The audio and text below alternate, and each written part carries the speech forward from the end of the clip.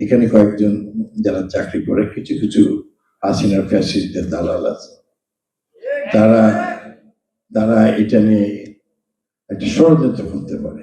আর কে কি বললো, কোন কন্ট্রাক্টর যে কোথায় যাবে দিস ইজ রাজশাহী, রাজশাহীর প্রতিষ্ঠান রাজশাহী। মনে নেই 1992 সালে কেবল মেয়র হয়েছি, কর্নেল ওলি যোগাযোগ মন্ত্রী, রেলওয়ের পশ্চিমাঞ্চল হেডকোয়ার্টার চট্টগ্রামে নিয়ে যাবেন। First my Rajshahi.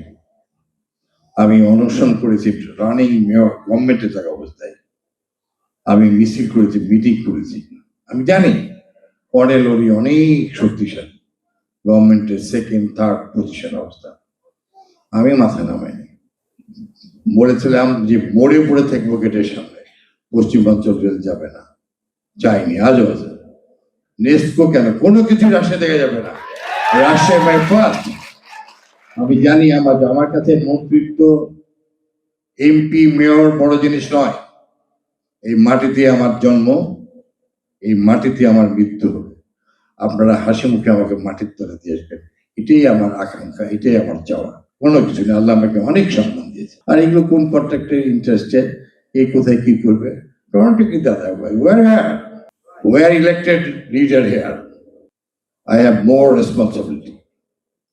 And the last responsibility, I sacrifice my life for any time for this side. কোনো ভয় পাওয়ার কিছু নাই। তবে আমি বলি, সততা, নিষ্ঠা, দেশপ্রেম। বেগম খালেদা জিয়া বললো না মৃত্যুর কয়েকদিন আগে, যা হয়েছে, তিনি কখনো আমি আর আমার কথা বলেন নাই, আমরা আর আমাদের, এ দেশ আমাদের সবার, যা হয়েছে আর প্রতিহিংসা নয়, কোনো আগুন নয়, ভাঙচুর নয়, কোনো কিছু না, সবাইকে মিলে বাস্তবে দেশকে করতে হবে।